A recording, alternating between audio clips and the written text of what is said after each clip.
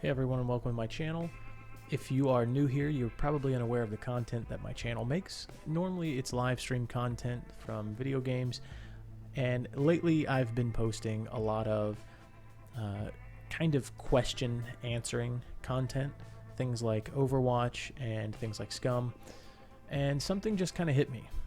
I love a good scary story, I absolutely love horror films, and I love video games. One thing that's kind of captivated me recently is Reddit's nosleep. I kind of scroll through there and read some of these stories, and some of them are really, really good. So I decided, hey, you know what? Why don't I take the Reddit nosleep stories and use DayZ to depict those stories visually.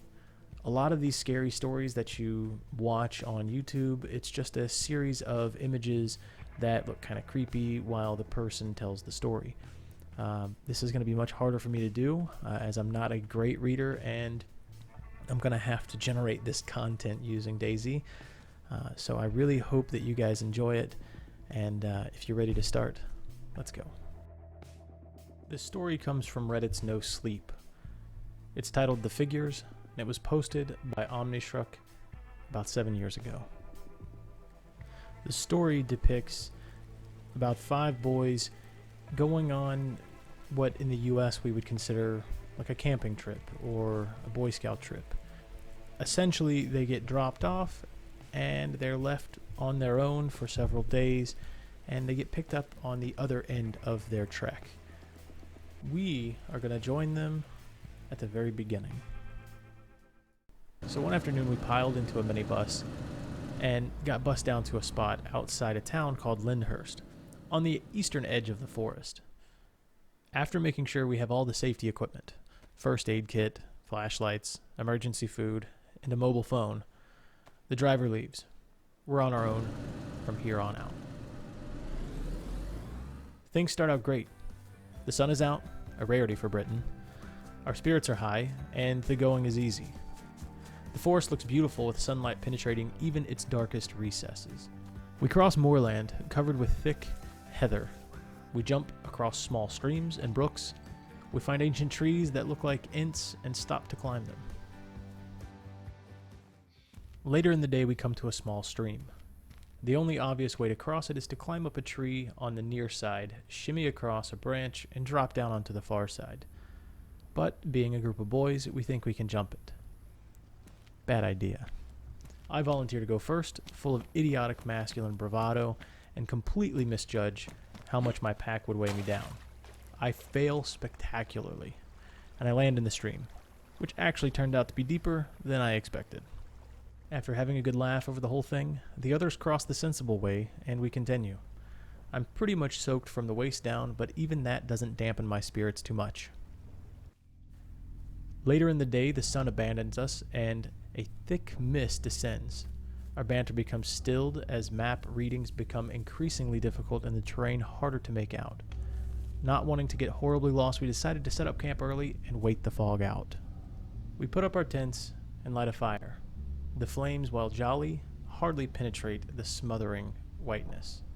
If you walked away 20 meters or so away from the camp, all you'd see is an orange smudge of where our fire was, nothing else to indicate our presence. We have a cheerless dinner. Tired from the day's hike and apprehensive of the thick mist, my jeans are still wet and the pasta I'm eating is way overcooked. I'm in the middle of conversation. Phil's eyes widen. He points across the fire to the sheet of whiteness on the other side of the camp. Our eyes follow his. All we see is a black gloom. Somewhere out in the fog, a figure moves. A large gray shadow, appearing for a second and then receding. We jump up, look around the camp. We begin to notice more figures, totally silent, moving quicker than most people could. From what we could make out, they're large, larger than a human, but in the fog they could be anything. From somewhere nearby, we hear a snort, a deep guttural exhalation.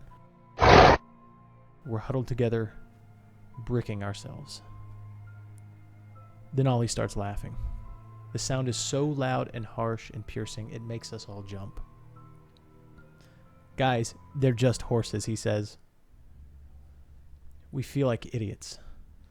Of course, the famous New Forest wild ponies. We couldn't hear their movement because of the damp ground and the thick muffling fog. We chuckle nervously at our stupidity and get ready for bed. Ollie stays up late, staring into the fire as night descends. The rest of us try to get comfortable in our sleeping bags before falling into a dreamless sleep. The next morning, my jeans still aren't dry from my swimming session the day before. I pull them on with difficulty. The wet denim hugs my chilled skin. The fog has lessened, but isn't totally gone. Navigation is possible, though, so we press on. Around midday, we climb out of the fog onto a ridge of hills. Everything is much clearer up here, and the sun even peeks through once or twice. We decide to stay on the ridge, even if it means going slightly out of our way, and we continue at a good pace. The day is pretty uneventful. We chat about stupid stuff mostly, or concentrate on map reading. When we take breaks, everyone just slumps down and doesn't say much. Ollie looks like he hasn't gotten that much sleep. Later in the day, we see a village down in the valley below, its roofs and chimneys poking through the fog covering the valley bottom. The village looks sizable, big enough to have a pub perhaps. Cheered by the sight of civilization, we decide to make our camp nearby up on the ridge, and then head down to the pub to try our luck. Of course, we're all underage, but this is the countryside after all. Before heading out, we pitch our tents and cook dinner. Some of us put on fresh clothes. We get ready to walk the half-mile down the hillside into the village. We debate for a while whether to leave someone behind to watch the camp, or whether we should throw caution to the wind and all go. We decided the latter. Since we're in a remote area, the night is coming, and it's very unlikely anyone will see our stuff. We pocket our valuables and extinguish the fire. We trot down the hill into the dusk, looking forward to the warmth of indoors, real toilets, and maybe even a good pint. As we approach the valley bottom, the mist gets thicker, but the fears of the previous night are now long gone. We reach the edge of the village, hop over a flimsy barbed wire fence, and out into the road. For about 30 seconds, we're as jolly as ever. I notice the village seems new. It has streetlights, pavement. The streetlights make yellow pools of light at regular intervals along the road until the tarmac line disappears into the mist. There's no pub in sight. And then it hits all of us at the same time. We stop dead in the middle of the road, glancing fearfully at each other. There are no people. There are no cars. There are no lights on in the houses. The village is deserted. I look up at the darkened windows of the new, barely touched homes. I imagine people silently watching us from the rooms behind. My skin crawls across my back and my hair stands on end. Ollie is screaming. Look down the street, towards where it trails off into the darkness and mist. There are formless figures approaching, silhouetted by street lights, their shape blurred by fog. We all simultaneously turn and run back up the hill, all the way to our camp. We hurriedly pack and get the hell out of there. Half an hour later, I see my leg is bleeding. I didn't even notice I'd cut it on the barbed wire fence. Nobody talks.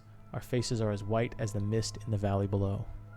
The next day, we reached the pickup point and made it back home. We later found out the village was one of these Imber sites, an uninhabited village in part of the British Army's training grounds. But even now, when we talk about the fog, the figures, and the creepy deserted village, there's fear in our voices. Some nights I dream I'm in a deserted village alone. I run down an empty road, through pools of orange light. Behind me, figures are chasing me through the mist, getting closer, never too far behind. My soaked jeans weigh me down, making running more and more difficult. I turn and look. I see the figure's red eyes, waiting for me to trip, to slow my pace. Above me in the buildings, featureless faces watch me in darkened rooms. Some nights I force myself awake, but some nights the road never ends. I'm running forever, running towards a distant bank of fog covered in a great unending darkness. Again, this story is called Figures. It was posted by Omnishruk about 7 years ago on Reddit's nosleep. If you enjoyed this story and the depiction of this story through DayZ, please hit the like button. And if you've never seen my channel, it's mostly gaming content. And who knows, because it's such a weird time on YouTube, the content could become more diverse.